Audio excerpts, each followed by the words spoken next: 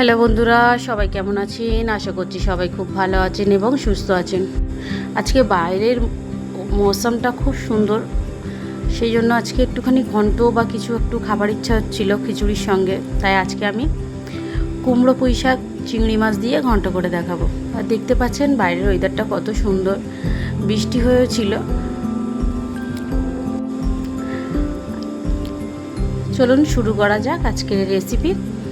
প্রথমে আমি এখানে চিংড়ি মাছটা একটুখানি মশলা দিয়ে ম্যারিনেশন করে রেখেছি। তারপরে আমি এখানে একটুখানি কড়াইয়ের মধ্যে অল্প করে সর্ষের তেল দিয়েছি।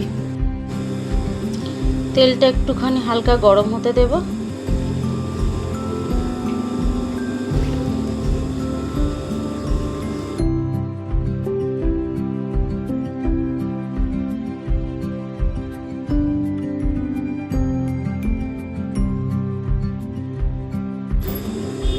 তেলটা গরম হয়ে গেলে কেটে রাখা পেঁয়াজগুলোকেও দিয়ে দেব। দিয়ে এবার হালকা করে নাড়তে থাকবো কালারটা চেঞ্জ হওয়া পর্যন্ত। তেলটা মনে হচ্ছিল একটু কম, যেহেতু ঘন্ট একটুখানি তেলটা না হলে ভালো হবে না রান্নাটা, সেই জন্য আমি আরও একটুখানি সর্ষের তেল দিয়ে দিয়েছি। আপনারা চাইলে অল্প করেই রাখতে পারেন, প্রথমে যেরকম দিয়েছিলাম 2-3 চামচের মতো সেরকমই রাখতে পারেন। এবার আমি পেঁয়াজটার মধ্যে 1 চামচের মতো লবণ দেব। আন্দাজ অনুযায়ী লবণটা দেব, কারণ শেষে গিয়ে আবার লবণ দিতে হবে। এবার ওই পেঁয়াজের মধ্যেই চিংড়ি মাছটাকেও দিয়ে দেবো, যাতে চিংড়ি মাছটাও ভাজা ভাজা হয়ে যায়। দেখতে পাচ্ছেন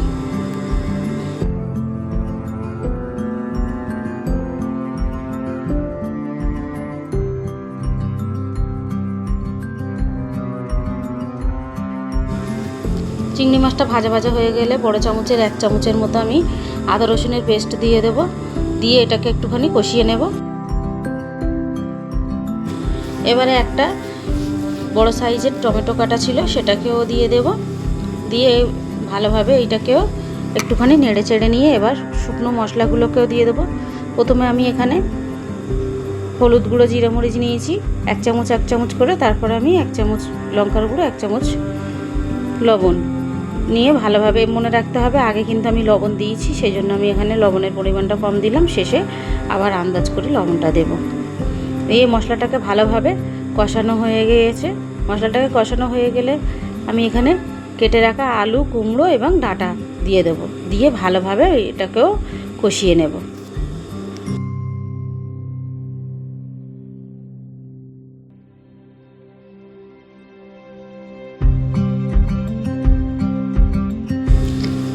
এই কষানোটাই হচ্ছে সবথেকে মেন। এখানে খুব সুন্দর করে মশলাটাকে কষাতে হবে, যাতে একদম আলুর মধ্যে, ডাঁটার মধ্যে আর এবং কুমড়োর মধ্যে মশলাগুলোকে ঢুকে যায়।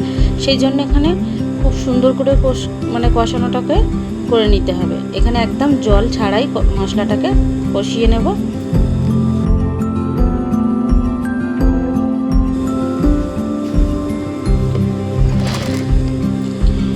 আমি বেশ কিছুক্ষণ এখানে ঢাকাটাকে চাপা দিয়ে রেখেছিলাম। দেখতে পাচ্ছেন মশলাটা আমার খুব সুন্দর ভালোভাবে কষানো হয়ে গিয়েছে।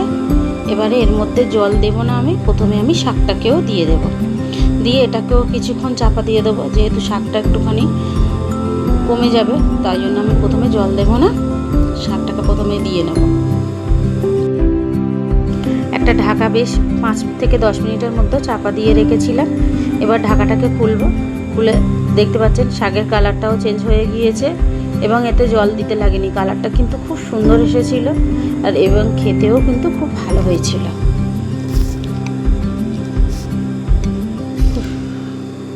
মশলাটাকে খুব সুন্দর কষানো হয়ে গিয়েছে খুব ভালোভাবে, এবং গন্ধটাও বেরোচ্ছিল খুব ভালো, যেহেতু চিংড়ি মাছ দিয়েছিলাম সেই জন্য। এবারে আমি ওর মধ্যে যতটা জলের প্রয়োজন ততটাই জল দেব। খুব একটা বেশি ঝোল রাখবো না, মাখা মাখা করব। ঘন্ট যেরকম সাধারণত হয়, একটু মাখা মাখা হয়, সেরকমভাবেই করবো। আপনারা চাইলে এতে আরও কিন্তু সবজি অ্যাড করতে পারেন, বেগুন, পটল, সব ধরনের সবজি দেওয়া যায়। আমি জাস্ট কুমড়ো দিয়ে পুঁই শাক করেছি। এটা আমার খেতে খুবই ভালো লাগে, দুর্দান্ত স্বাদের হয়। দেখতে পাচ্ছেন 10 মিনিটের মতো হয়ে গিয়েছে, ঝোলগুলো সব ফুটে গিয়েছে, এটাও কিন্তু খুব সুন্দর দেখতে লাগছে। আমি ওর মধ্যে এখানে 3টের মতো কাঁচা লঙ্কা দিয়েছি। আপনারা চাইলে কাঁচা লঙ্কার পরিমাণটা বাড়াতে বা কমাতে পারেন। কাঁচা লঙ্কাটা দিলে খেতে কিন্তু খুব ভালো লাগবে এবং গন্ধটাও কিন্তু খুব ভালো হবে।